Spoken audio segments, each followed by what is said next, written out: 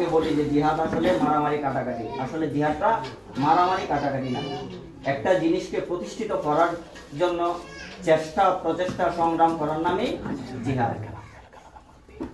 একটা জিনিসকে আমরা এই যে ধরেন না একটা বোতল, এখানে আমি হাত দিয়ে তুলে এখানে যে রাখলাম, এই যে চেষ্টা প্রচেষ্টা করলাম, আমার হাত দ্বারা আমার চিন্তা শক্তি আগে কাজ করছে যে এটা আমার তুলতে হবে, হাত দ্বারা কাজ করলাম, তারপর এখানে রাখলাম, এটার নাম জিহাদ। আমি যে চেষ্টা প্রচেষ্টা করে এটা এই জায়গায় রাখলাম, এটার নাম জিহাদ।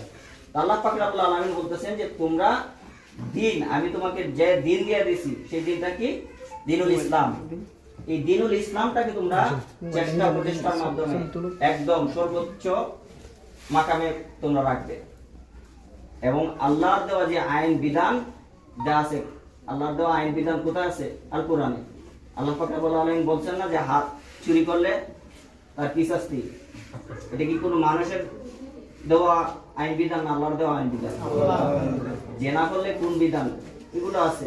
আপনার স্ত্রীর সাথে কি ব্যবহার করবেন, আপনার মেয়ের সাথে কি ব্যবহার করবেন, আপনার মায়ের সাথে কি ব্যবহার করবেন, আপনার বাবার সাথে কি ব্যবহার করবেন, এভরিথিং আল্লাহ পাক রব্বুল আলামিন বলছেন যে কুরআনুল কারীমে আমি এমন কোনো কিছু বাদ রাখি নাই, সমস্ত বিষয়টা দিছি।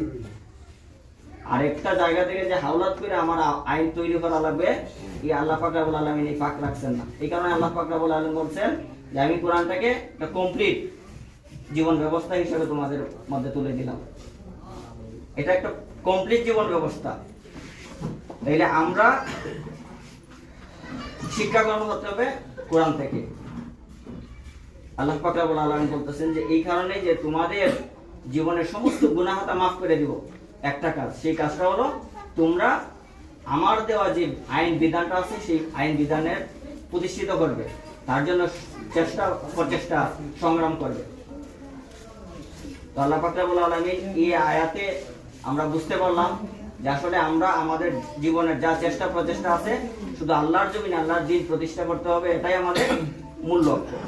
এরপরে বলছেন এই যে আপনার সূরা মায়েদাতে আমি যে আয়াতটি বললাম, ওয়ামাল্লাম ইয়াহকুম বিমা আনজালাল্লাহু ফাউলাইকা হুমুল কাফিরুন। যদি তোমরা আমার এই আইন বিধান দ্বারা তোমরা যদি সমাজ, রাষ্ট্র, তোমাদের পরিবার, তোমাদের ব্যবসা নীতি এভরিথিং যদি তোমরা পরিচালনা না করো, তাহলে তোমরা কি? কাফের। তোমরা যদি নামাজও পড়ো, তোমরা যদি রোজাও রাখো, কিন্তু আল্লাহর দেওয়া আইন বিধান অনুযায়ী যদি তোমরা জীবন পরিচালনা করো না, রাষ্ট্র পরিচালনা না করো, তোমরা যদি সমাজ পরিচালনা না করো, তাহলে তোমরা আল্লাহর এই আয়াতের ব্যাখ্যাতে বোঝা গেল যে আমরা কাফের। আল্লাহ সরাসরি বলতেছেন যে ওয়ামাল্লাম ইয়াহকুম বিমা আনজালাল্লাহু ফাউলাইকা